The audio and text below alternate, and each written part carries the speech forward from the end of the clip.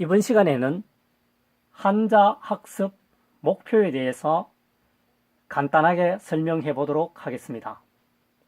과거에는 단순 반복 학습을 통해서 우리가 한자에 대해서 공부를 해왔습니다.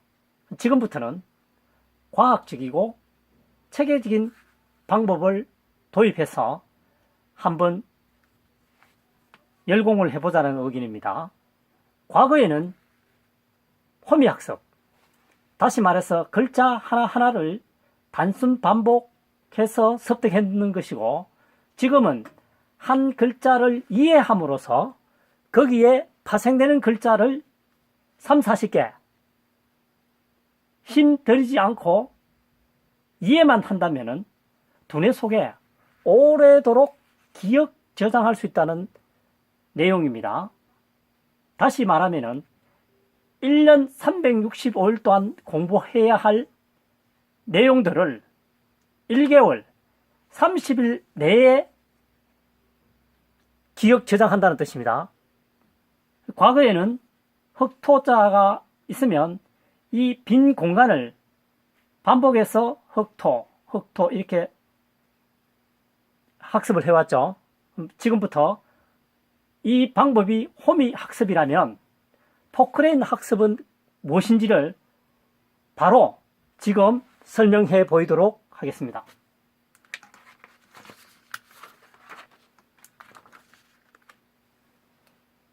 업설막입니다. 이 글자를 분리해 보면 풀초, 해일, 큰대자입니다. 좀 더 이해를 쉽게 하기 위해서 간단하게 그림을 그려보면 큰 풀숲입니다. 큰 풀숲 속에 해가 떠 있다는 얘기죠. 그러면 반대편에서 지켜보면 해가 잘 보이지 않고 마치 없는 것처럼 보인다는 뜻입니다. 그래서 업설막입니다. 그래서 이 업설막을 지금 기억하고 이해할 수 있다면 여기에 관련되는 한자 40여 가지의 글자들을 불과 몇 분 내에 완전히 이해하고 기억할 수 있다는 것을 설명하려고 합니다. 1번 꾀할모자입니다. 글자를 분리해보면 말씀은 플러스 업설막이죠. 어떤 일을 추진함에 있어서 그 방안이 없으니까 서로가 말을 통해서 뭔가 모색해 나간다, 이런 뜻입니다. 그래서 꾀할모, 모색할모가 되겠습니다. 2번은요, 물수변의 업설막이죠. 물이 없는 곳은 어디입니까? 사막입니다. 우리가 대표적으로는 사하라 사막이라고 하죠. 물이 없는 곳은 사막이다. 3번입니다. 고요할 막입니다. 이 글자를 분해해보면 진면 플러스 업설막이죠. 그러면 과거의 집은, 옛날에 집은 대부분 초가집이었겠죠. 그래서 지붕 윗부분을 이렇게 그려진 것이 진면자입니다. 집에 아무도 없습니다. 그럼 그 분위기가 어떻습니까? 굉장히 조용하다, 고요하다. 조용할 막, 고요할 막입니다. 네 번째입니다. 본떨모자입니다. 본떨모. 손수변의 업설막이죠. 과거에는 과학이 발달하지 않았기 때문에 가정에 도구가 굉장히 간단했습니다. 어느 날 갑자기 옆집에 가보니까 내가 없던 것을 뭔가 만들어 놨다는 거죠. 그 사람은 어떻게 만들겠습니까? 자기도 손으로 만든다는 것이죠. 그래서 없던 것을 손으로 번떡 만든다. 본떨모가 됩니다.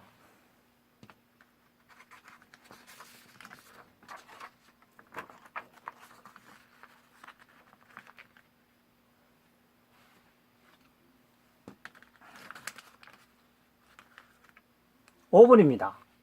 추녀 모자입니다.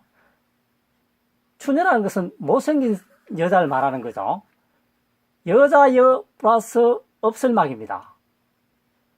여자가 없어야 될 것은 너무 못생겼다. 무슨 얘기냐면은 아주 옛날에도 교수집 딸이라고 하더라도 지나치게 못생기면은 결혼할 때 조금 손해를 보는 경향이 있다, 이런 뜻이겠습니다. 여자의 미리의 기준은 물론 마음씨도 고와야 되겠지만 피상적으로 볼 때는 우선 미모겠죠. 얼굴이겠다, 이런 뜻입니다. 그래서 여자에서 없어서는 안 될 것은 너무 못생기면 안 된다, 이런 뜻입니다. 그래서 추녀모입니다. 6번을 보겠습니다. 티끌막입니다. 글자를 분리해보면은 흑토 플러스 없을막입니다. 흙이 없어진다는 거죠.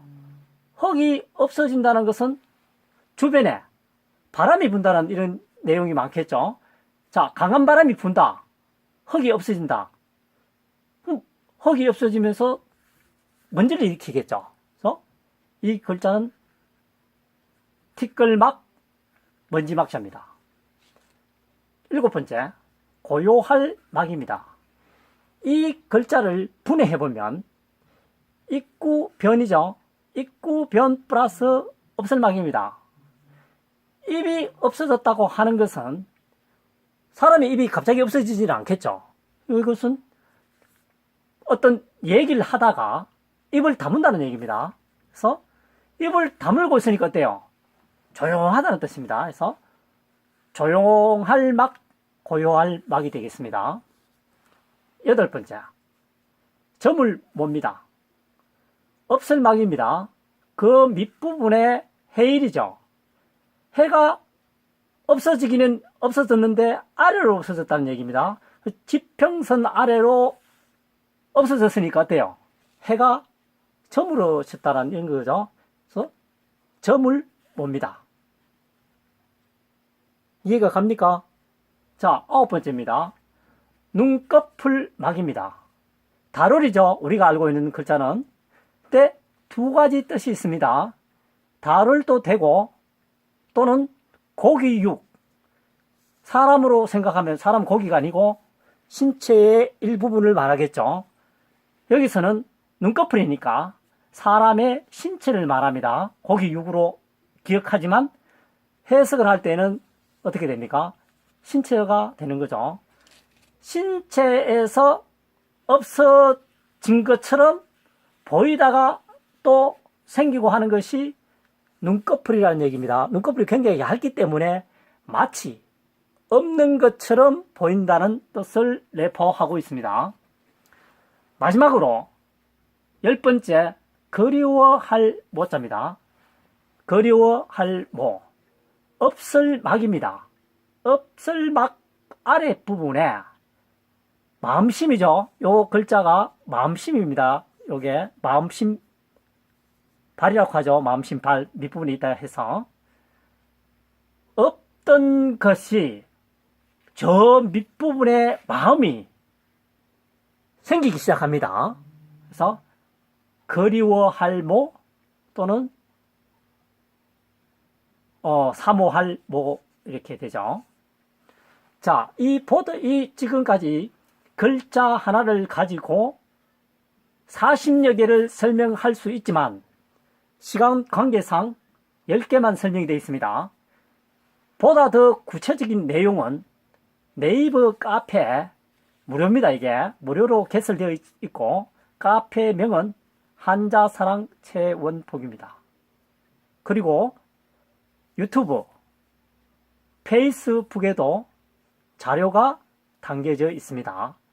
한자사랑 최원복으로 검색하시면은 이 보다 많은 내용들이 있으니까 학습자들 한자 공부를 열심히 하려고 하는 학습자에게 조금이라도 도움이 되었으면 하는 것이 저의 소박한 바람입니다.